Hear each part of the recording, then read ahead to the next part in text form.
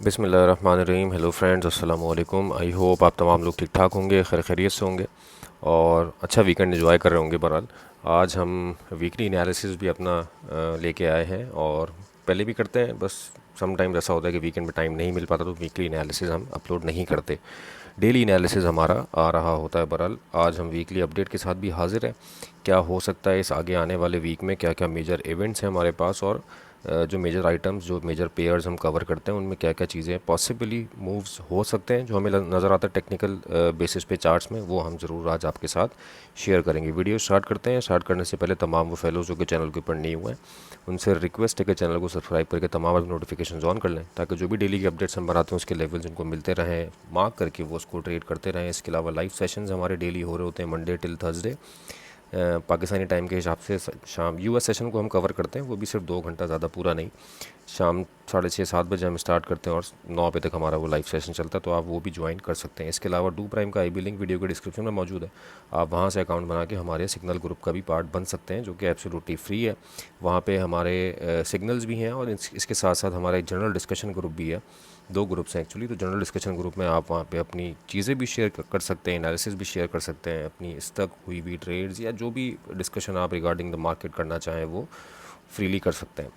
Analysis की तरफ चलते हैं और सबसे पहले फॉरेक्स फैक्ट्री पे नज़र डाल लेते हैं। फॉरेक्स फैक्ट्री पे मंडे को हमारे पास यूएसडी का कोई मेजर डाटा नहीं है। यूएस इकनॉमी का टेक्निकल बेसिस पे मार्केट मूव करेगी, लेकिन मंडे को बहुत वॉलीटिलिटी होती है मार्केट में, स्पेशली इन गोल्ड, सुबह सुबह के एशियन सेशन में स्पेशली। अच्छा, ट्यूसडे को हमारे पास कोर रिटेल सेल्स है, पुराना रुका हुआ डाटा है। ये रिटेल सेल्स है, ये भी पुराना रुका हुआ डाटा है। और उसके बाद एम्प्लॉयमेंट कॉस्ट है, ये भी एक हमारा रिफ्रेश्ड डाटा है। ट्यूसडे को ये हमारे पास अच्छे डाटा है, मतलब बहुत ज़्यादा इम्पैक्टफुल नहीं है। रेड फोल्डर है, इम्पैक्टफुल है, लेकिन जिस तरह का लास्ट वीक डाटा थे वैसा नहीं है। इसके बाद वेडनेसडे को हमारे पास average hourly earning, non farm employment change और अनएम्प्लॉयमेंट रेट, ये भी तीनों पुराने डाटा हैं जो कि रिलीज़ नहीं हुए थे, वो रिलीज़ होने। ये वॉलीटिलिटी मार्केट में लेके आ सकते हैं डेफिनेटली। लेकिन इन न्यूज़ के ऊपर ना यार ज़्यादा डिपेंडेंट नहीं हुआ करो। मैं ये क्लियर कट बता रहा हूँ आप लोगों को, क्योंकि न्यूज़ आप ये समझ लो कि बस एक तरह का ट्रैप ही है मार्केट में। न्यूज़, ये रेड फोल्डर डाटा जो होते हैं, क्या ये सबको पता नहीं होगा? जो मार्केट मेकर्स हैं उनको पता नहीं होगा ये कि क्या डाटा आने वाला है क्या नहीं? तो यहाँ पे रिटेलर्स को बहुत फंसाया जाता है। न्यूज़ ट्रेडिंग ना किया करो फर्स्ट ऑफ ऑल, और दूसरा ये कि ये डाटा देख के बिल्कुल औतावले हो जाते हैं हम या ग्रीडी हो जाते हैं, ऐसा नहीं हुआ करो। टेक्निकल बेसिस पे कितनी दफ़ा मैंने बोली है ये चीज़ और बताई है, और ये लाइव में भी दिखाई है कि डाटा जो जिस न्यूज़ की फेवर में आया उसके अगेंस्ट जा रहा होता है। गोल्ड, आई मीन गोल्ड के अगेंस्ट अगर आया है डाटा तो गोल्ड उसके फेवर में जा रहा होता है। लाइक अगर नेगेटिव आया है गोल्ड के लिए तो गोल्ड पॉजिटिव जाता, हमने देखा है, बहुत दफ़ा ऐसा हुआ है। तो ज़्यादा रिलाय नहीं किया करो टेक्निकल बेसिस पे, अपने पूरे पूरे सेटअप के ऊपर फोकस करो। सेटअप लाजमी आपको चांस देता है। वेडनेसडे के बाद थर्सडे न्यूज़ पे यार मैं इसलिए थोड़ा सा बोलता हूँ क्योंकि लोग जो है ना वो बहुत ज़्यादा एक्स्ट्रा ओवर ट्रेडिंग भी करते हैं, ओवर लॉटिंग भी करते हैं कि जल्दी जल्दी पैसा बन जाएगा, और डबल पैसा चला ही जाता है। और थर्सडे को हमारे पास अनएम्प्लॉयमेंट क्लेम्स है, जो कि तकरीबन हर थर्सडे ही होता है। फ्राइडे को हमारा अच्छा डाटा है, कोर सीपीआई है month over month, CPI month over month, CPI year over year. तो फ्राइडे का डाटा सिर्फ एक ऐसा है। इसके अलावा वेडनेसडे का, जो कि मार्केट में मुझे ऐसा लगता है कि अच्छी वॉलीटिलिटी जो 4 पेयर्स हम कवर करते हैं उनमें लेके आ सकता है। तो एनालिसिस स्टार्ट करते हैं सबसे पहले ऑयल। अच्छा, मैंने ना अभी ये चूँकि वीकली एनालिसिस है तो मैंने डेली के टाइम फ्रेम के ऊपर एनालिसिस कर रहा हूँ अपना। आप इसको H4 कन्वर्ट कर लेना, लेवल्स आपको यही मिलेंगे। वीकली पे मैं पूरे वीक की रेंज बताऊंगा, सिर्फ ये मंडे की मूव नहीं होगी। लोग थोड़ा सा इसको कंफ्यूज कर जाते हैं कि मैंने अगर कोई लेवल बता दिया तो वो मंडे को ही आ जाएगा। समटाइम्स ऐसा होता है कि मार्केट ऐसे जोन्स पे होती है कि वो लेवल मंडे को ही हिट कर जाता है, बट लाजमी नहीं है ऐसा कि हर दफ़ा ऐसा हो। आप टेक्निकल ग्राउंड्स के ऊपर सपोर्ट और रेजिस्टेंस निकालो, जैसे मैंने यहाँ पे टेक्निकल ग्राउंड्स के ऊपर सपोर्ट रेजिस्टेंस डेली की बेसिस पे निकाली हुई है। उन लेवल्स को ट्रेड करने की कोशिश करेंगे। यूएस ऑयल को देखते हैं हम, तो हमारे पास डेली टाइम फ्रेम पे ये एक बहुत अच्छी रेजिस्टेंस है इसकी। 66 का जोन कर लो इसको आप, 65.8 आ रहा है। 66 का जोन एक बहुत अच्छी रेजिस्टेंस है, और ये अपने जो पिप्स का डिफरेंस है वो ज़रूर कैलकुलेट कर लेना आप। मार्केट आपको यहाँ सेलिंग का मौका दे सकती है। थोड़ा बहुत मार्केट अगर यहाँ से ऊपर जाती है तो 66.5 तक आप यहाँ से आगे आने वाले वीक में सेलिंग कर सकते हो। मुझे ऐसा लगता है कि सेलिंग का दोबारा चांस देगी मार्केट। 66 67 की तरफ भी जा सकती है, और डेली के टाइम फ्रेम के हिसाब से मैं बता रहा हूँ आपको। तो क्लोजिंग उसकी बस इसके नीचे रहनी चाहिए, 66 के नीचे नीचे। तो मार्केट अगर ऊपर की तरफ कहीं ऑयल में आपको मिलती है, यू कैन ट्राई सेल, और सेल कंटिन्यू करोगे आप अपनी, कंटिन्यू इन द सेंस ये कि आप 60.5 61 यहाँ तक मार्केट देख सकते हैं हम, लेकिन जो अच्छी सपोर्ट नीचे है वो 56.8 है। तो पूरे वीक में मार्केट अगर नीचे आई ऑयल की तो इस जोन तक भी मार्केट आ सकती है। इससे पहले एक अच्छा जोन हमारे पास 58 का है, 58 से पहले 59 और 58 का है। तो ये वीकली के लेवल्स है। मैंने आपको बता दिया मेरा इंक्लिनेशन ये है कि मार्केट ऊपर है तो मैं यहाँ से थोड़ी सी सेल अटेम्प्ट करूँ, और जो इंट्रा डे पे हम ट्रेड करते हैं उसके लेवल्स मैं आपको डेली की वीडियो में ही बताऊँगा। ये हमारे वीकली के लेवल्स हैं। US 100 पे चलते हैं हम। नेस्डैक ने बहुत अच्छा मूव किया यार पिछले एक दो, लेकिन ये जो ये वाला कंसोलिडेशन था डेली के टाइम फ्रेम पे, इसको आप ये समझ लो कि थोड़ा सा, यार ये मेरी सारी लाइन चली गई होंगी अब।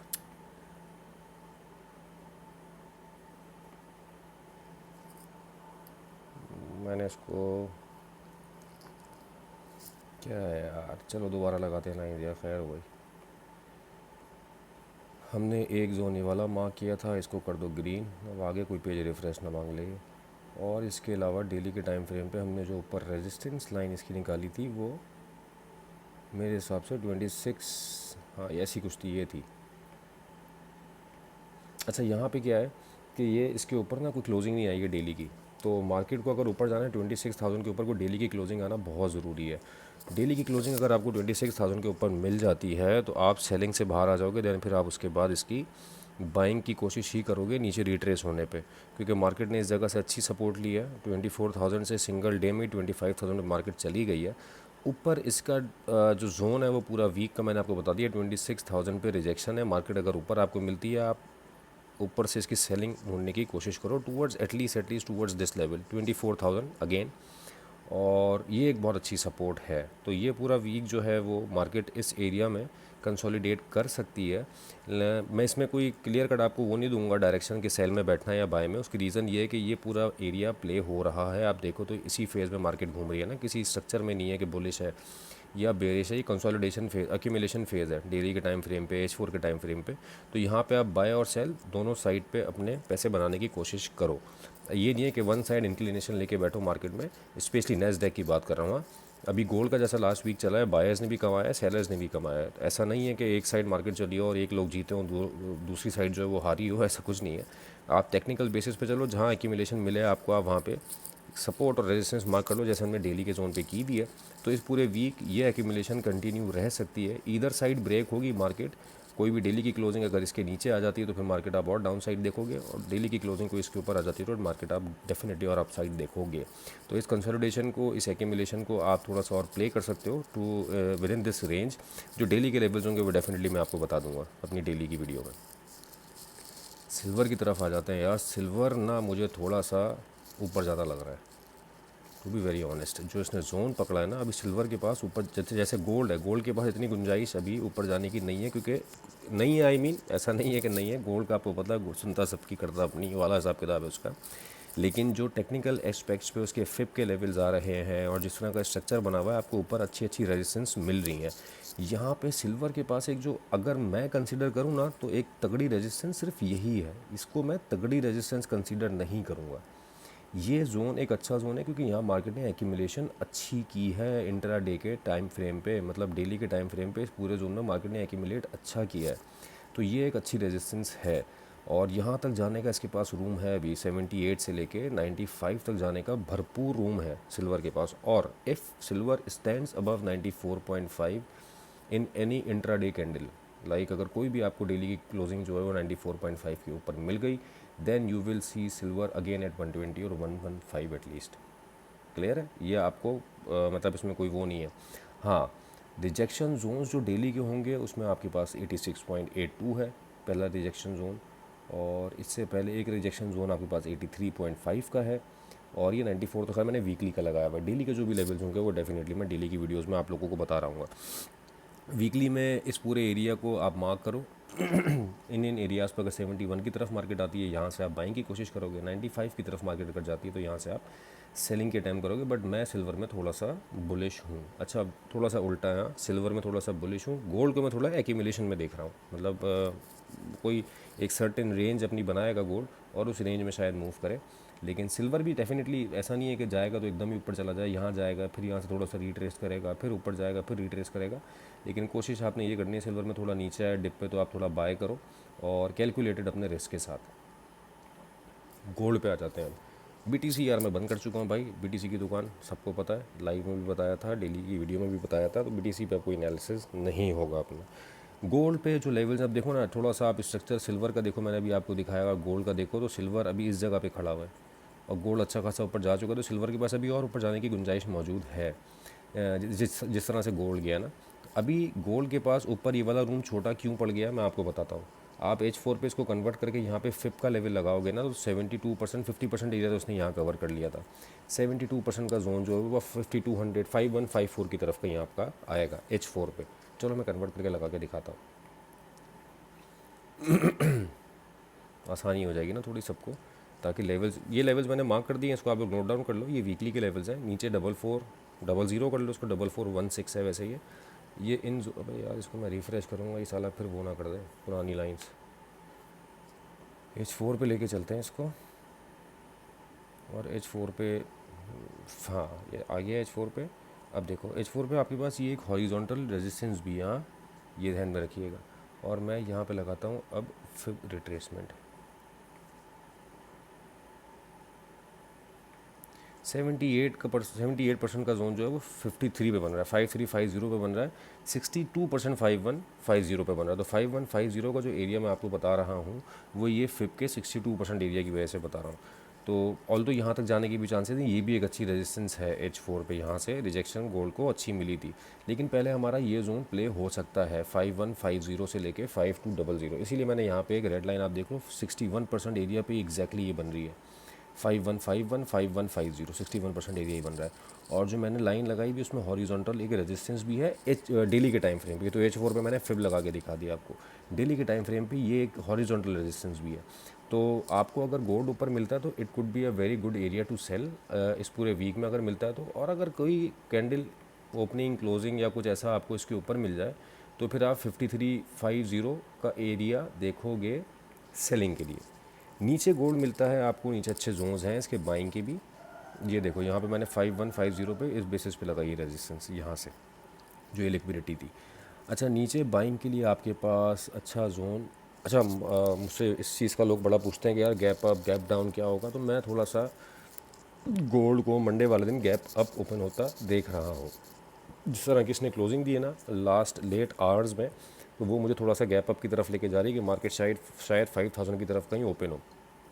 और नीचे आपके पास सपोर्ट जोन्स बहुत अच्छे हैं, बहुत अच्छे। आई मीन ये एक तो 4650 वाला जोन है 4650, फिर उसके बाद नीचे 4543, फिर ये 4400, ये तीन जोन्स आपके पास इंट्राडे के टाइम फ्रेम डेली के टाइम फ्रेम के हिसाब से बाइंग के लिए अच्छे जोन्स हैं। अभी हाल फिलहाल में अगर आप देखो तो नियरेस्ट जो अच्छा सपोर्ट जोन है वो 4750 है। ये 4750 हमने मार्क किया हुआ था अपने एक डेली ये लाइव जो हमारी डेली की होती है उसमें मैंने कहीं मार्क किया था, ये आई गेस थर्सडे की हमारी लाइव थी, कि जिसमें मैंने कहा था कि 4750 अगर हमें मिलेगा तो यहाँ से हम बाय करेंगे। बट अनफॉर्चुनेटली 4750 तक मार्केट उस दिन आई नहीं थी। और हाँ मेरे ख्याल से उस दिन नहीं आई थी, उसके बाद ये फ्राइडे वाले दिन हुआ था। तो फ्राइडे को, हाँ फ्राइडे को मार्केट नीचे आई थी, तो यहाँ से लोगों की बाय हमने भी की थी बाय इनफैक्ट। ये 4650 का इसका हमारा शायद एसएल था और ये बड़ी अच्छी हमारी बाय चली। तो नीचे आपको लेवल्स मैंने बता दिए हैं, पूरे वीक में 4400 दोबारा आने के चांसेस हैं। ये पूरा जोन जो है गोल्ड इस आने वाले वीक में इस एरिया को रिस्पेक्ट कर सकता है, मतलब यहाँ कहीं मूव कर सकता है, थोड़ा कंसोलिडेशन में जा सकता है। क्यों? क्योंकि अभी जो आपकी ये पीस डील थी उसके रिगार्डिंग भी वीकेंड पे अपडेट कम्प्लीटली आ जाएंगी और उसका इम्पैक्ट डेफिनेटली मंडे को आपको देखने को मार्केट में मिल जाएगा। तो सेलिंग बाइंग मिक्स रहेगा हिसाब किताब। गोल्ड में तो यार देखो हमेशा मेरी नज़र में बाय फेवर में रही है और कोशिश मेरी भी ज़्यादातर यही होती है कि बाय का इंक्लिनेशन ही बना के बैठे। अगर हम सेल लेते भी हैं तो वो किसी ना किसी रिट्रेसमेंट की बेस पे, जैसे अभी मैंने H4 पे आपको बताया यहाँ आएगा तो डेफिनेटली ज़रूर सेल करूँगा मैं, चाहे मेरा एसएल हिट हो जाए, और दूंगा भी ग्रुप पे। उसकी रीज़न यही है कि यार जोन्स अच्छे हैं, तो अच्छे जोन्स पे आपको मिले आप ट्रेड करो, चाहे आपका एसएल हो। मार्केट समटाइम्स ऐसा करती है, और लेकिन ये है कि most of the times H4 के और डेली के लेवल्स प्ले बहुत अच्छे होते हैं, चाहे गोल्ड हो चाहे कोई भी आइटम हो। तो अभी मेरे हिसाब से फ़र्दर ये कहना कि गोल्ड फ़र्दर और बेरिश आएगा बड़ा कबलस वक्त है। उसकी रीज़न ये है कि डेली की जो क्लोजिंग्स है वो बहुत मैटर करती हैं, वीकली की, डेली की, क्योंकि जिस तरह से ये बुलिश हुआ है अभी आपको मल्टीपल क्लोजिंग्स चाहिए होंगी बहुत सारे एरियाज़ के नीचे। पहली क्लोजिंग इस वाले एरिया के नीचे चाहिए होगी, फिर आपको इस एरिया के नीचे कहीं क्लोजिंग चाहिए होगी, देन यू कैन से कि हमें 34-3500 मिल सकता है। तो ये दो जोन बहुत इंपॉर्टेंट है इस वक्त, ये वाला 3910 और उससे पहले 4370, ये जी हाँ 4350 कर लो उसको, 4350 और फिर उसके बाद 3950 3900, ये दो जोन्स बहुत इंपॉर्टेंट है। जब तक मार्केट इन लेवल्स के नीचे नहीं आएगी, यहाँ पे आके कंसोलिडेशन अगर करे तो भी आपकी सेलिंग निकल सकती है, और द मोमेंट इसने ये ब्रेक किया तो फिर आपका स्ट्रक्चर बहुत अच्छा सेलिंग में ही बनेगा। तो अभी भी हम जो मामला है वो टूवर्ड्स बुलिशनेस ही है। ये मत समझना कि उस दिन जो इतना बड़ा उस वीक जो इतना बड़ा आपके पास मूव आया उसको देख के लोग ये कह रहे हैं कि गोल्ड शायद अब दोबारा 2500 की तरफ जाने लगा है। तो ऐसा नहीं है। मैं जा भी मतलब मुझे नहीं लगता अभी कि कोई ऐसे हालात हैं, कुछ ऐसी कंडीशन है हाल फिलहाल में या इस वीक में। आगे जाके डेफिनेटली मार्च तक, मैं थोड़ा सा मार्च तक गोल्ड को कंसोलिडेट करता या बेरिश साइड पे देख रहा हूँ, मतलब टूवर्ड्स 3900 4000 इस तरफ मार्च तक हो सकता है कि गोल्ड आपको मिल जाए। और देन फिर अप्रैल से देखेंगे क्या कंडीशन होगी, वो लंबी कहानी है। हम तो खैर इंट्राडे के ऊपर ही काम करते हैं और डेली के एनालिसिस में वही लेवल्स आपको बता रहे होते हैं।